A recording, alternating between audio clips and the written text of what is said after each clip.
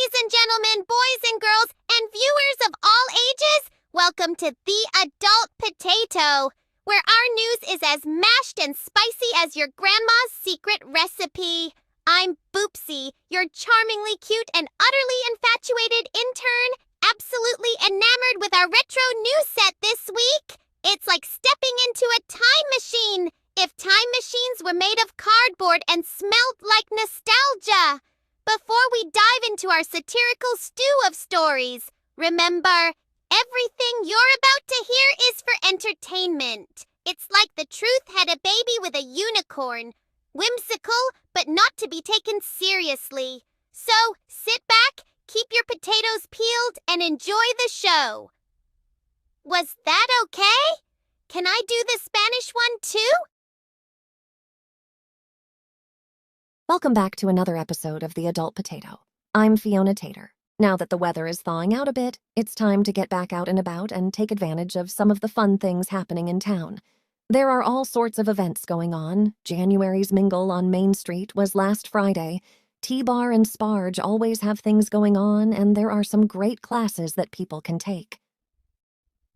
Alani Training Center has a martial skills class for parents and kids to take together. So no babysitting needed, and it's crazy affordable. In this week's Board of Trustees work session, we saw a developer sit for hours while the board went back and forth over water for his development. Literally hours. Yes, it's an important topic, but there has to be a better way. Perhaps next time, get his parameters and then do the back and forth. If you need him, he can zoom in and answer questions at the end. His input was pretty minimal, yet he had to sit there for hours watching trustees say the same thing over and over again. Truly, there has to be a better way than spending hours going around in circles, perhaps just to hear themselves talk. Speaking of trustees, several people have picked up petitions for the election in April. At the time of this writing, the following people have picked up petitions: Rebecca Daly, John Gator, Mario Canones, Ed Cannon, and Lowry Moyer. I am guessing that there will be at least one more petition getting picked up before the deadline. The last day to drop from the ballot is January 29th, so at that time we'll know exactly who is running. From what we hear on the streets, at least one of the potential candidates has been spending a lot of time with a certain trustee, so we'll see what happens. There are 3 trustee positions that will be on the ballot in April. It'll be interesting to see how this all turns out.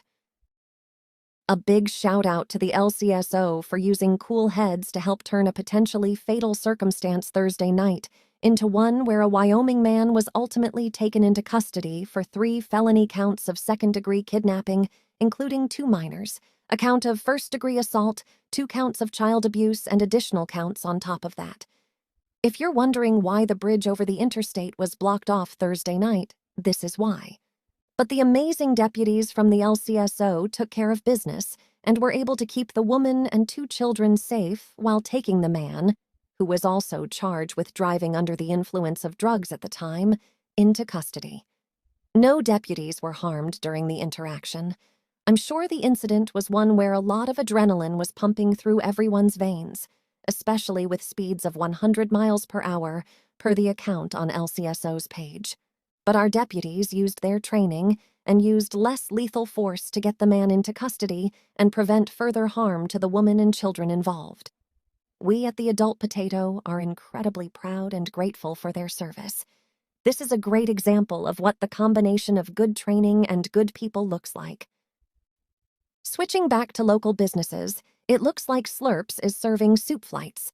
Like beer flights, but for everyone, adults and kids alike.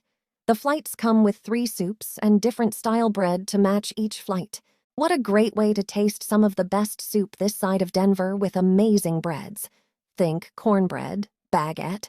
Super excited to try this out. See what I did there? Super?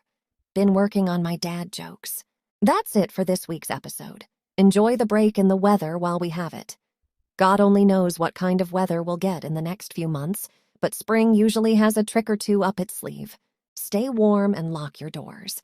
And straight from Sergeant Cherry's mouth, if you see a suspicious car in your neighborhood, call dispatch and let them know. Don't call 911 unless it's an emergency, but as he said, you spend more time in your neighborhood than they do. You know when something's not right, and they do want to hear about it. So for all the busybodies on Let's Talk Wellington that say people are paranoid, when that post was brought to Sergeant Cherry's attention, he disagreed. Please do call dispatch and let them know what's happening. It actually does help, and you're not wasting their time. See you in the next episode. Here are the credits, directed and written by Trish Darvies, edited by Poutine Tabernacle, spoken by Fiona and Bubsy. Production assets as follows: Unity Asset Store, DAS Studio Ready Player Meeting 11 Labs. Created in Unity.